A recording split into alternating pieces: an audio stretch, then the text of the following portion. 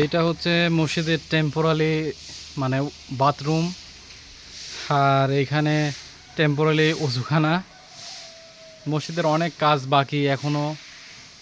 তো আমরা আসলে সাহায্য চাচ্ছি সবার থেকে, আমাদের এলাকার মসজিদটা যাতে সুন্দর করে সুষ্ঠুভাবে করা যায়।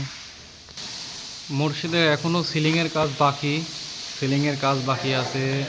তারপরে আপনার হচ্ছে যে ফ্যান লাগানো হয় নাই, সিঁড়ি ঘরের কাজ বাকি আছে। এখানে সিঁড়ি ঘরের এখানে আপনার এখনও ফাঁকা, এখানে কিছু দিয়ে আটকানো হয় নাই।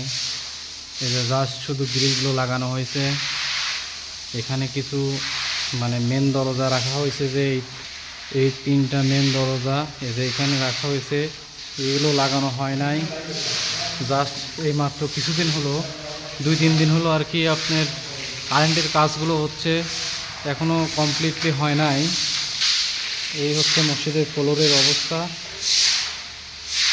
এই যে কয়েকটা ফ্যান কেনা হয়েছে, কয়েকজন দানে দিছে, আর এখন অনেক কাজ বাকি, সিলিংয়ের কাজ বাকি, এখানে মিনারের কাজ বাকি,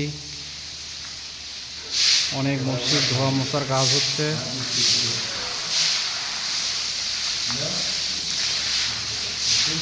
এতে অনেক টাকার প্রয়োজন।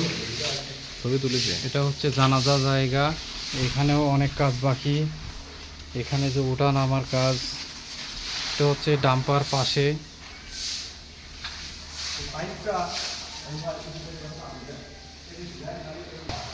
এই হচ্ছে পাইপ লাইনের কাজ। এই মসজিদের এখনো অনেক কাজ বাকি আছে। সবাইকে দৃষ্টি আকর্ষণ করছি মসজিদের কাজ করার জন্য, সহযোগিতা করবেন সবাই। অনেক টাকার কাজ বাকি আছে, অনেক। যে ফ্লোরে টাইলসের কাজ, সামনের কাজ, মিনারের কাজ, যে যতটুকু পারবেন ততটুকুই সাহায্য করবেন ইনশাল্লাহ। এই মসজিদের সাবমার্সিবলের কাজ তো এখনও ওযুখানার কাজটাও ঠিকঠাকভাবে করা হয়নি, জাস্ট শুধু টেম্পোরারি কাজ করে রাখা হয়েছে।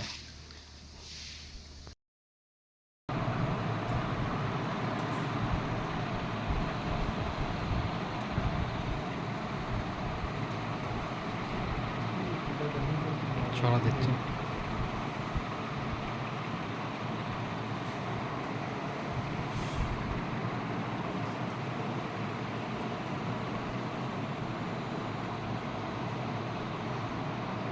এত মায়া, এত ভালোবাসা কই যাবে? কেউ থাকবে না, সবাই আপনার অন্ধকার কবরে রেখে দিয়ে চলে আসবে। উপরে বাঁশের কঞ্চি, তার উপরে মাটির চাপা, অন্ধকার আর অন্ধকার। এই অন্ধকার যেন শেষ হতে চায় না। এজন্য আমাদের চলে যেতে হবে।